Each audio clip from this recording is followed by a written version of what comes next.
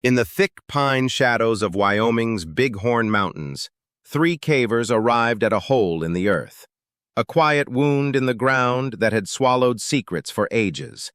None of them knew the rocks were waiting to shift, but when they did, only two men would still be free to move. If you are new to our channel, don't forget to subscribe channel and press bell icon to instantly get all new videos when available.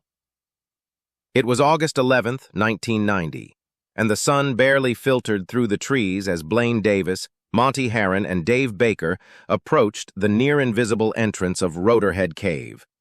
Their backpacks were heavy with digging tools, ropes, and gear. The entrance itself looked like nothing, just a mossy sinkhole tucked among rocks and trees, but they had explored it before and believed it held more. A draft deep within hinted at unmapped chambers. Their plan?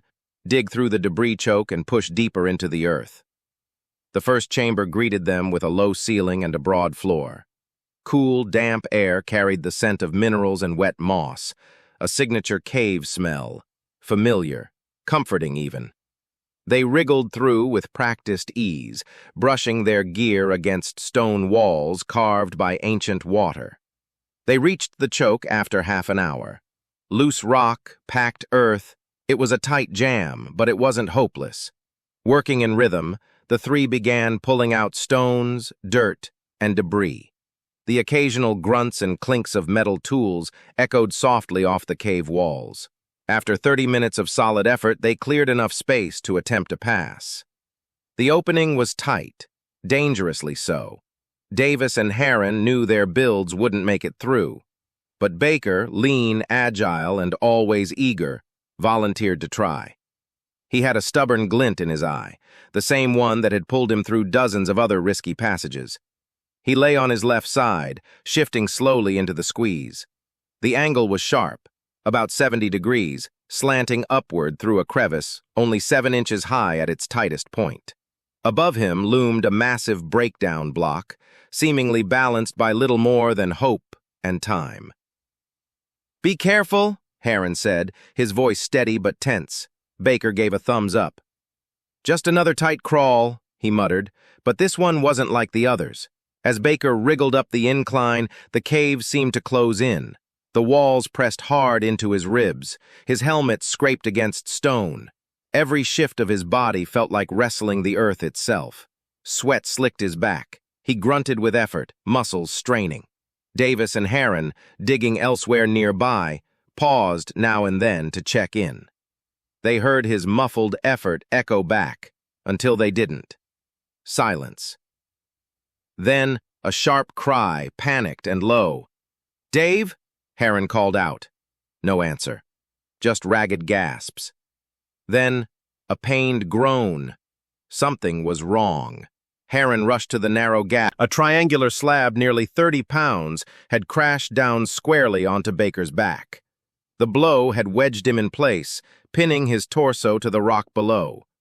Smaller stones had tumbled down with it, pinning his arms and legs. The big slab dug deep into his ribs. Baker's voice shook. "I can't move. It hit my back. I can't breathe right." Herron's stomach turned. The skin on Baker's arms was raw, marked by sharp gouges and trickles of blood. His shirt had torn under the pressure. The whole passage now resembled a stone trap, one that was closing around its prey. Baker tried to stay calm, but in the dark, crushed and helpless, his thoughts unraveled. Floyd Collins. The name struck him like the rock itself. The famous caver from 1925, trapped in Sand Cave, Kentucky. He'd been pinned by a falling boulder and died after days underground, despite rescue attempts. It had haunted the caving community for decades. Now it haunted Baker. "This is how it happens," he thought. "This is how I die, like Floyd." But Herron wasn't giving up. He knelt beside the gap, forcing himself to breathe slow. "You're not Floyd," he said, steady and loud. "We're getting you out." He reached for the stone. It didn't budge. He adjusted his grip. Nothing. Every push made Baker scream. The narrow space offered no leverage. Davis crouched behind them, handing over whatever they had. Pry bars, a hammer, a chisel. Tools clinked in the dark. The air was growing stale. Sweat poured down their necks. The cave's dampness soaked into their clothes. Each breath felt heavier than the last. Baker's breaths grew shallow. The stone's weight pressed just enough to limit his lungs. He could inhale, but not deeply. His chest fluttered. He shook. Heron could see the panic rising in him. "Focus on my voice," he urged. "We're here, we're not leaving." I can't feel my legs." "Don't think about that. Just keep breathing." Minutes passed like hours. The cave dripped and whispered, as if watching. Heron drove the pry bar under the edge of the triangular stone. His arms ached. With each heave, the rock shifted, slightly, but enough.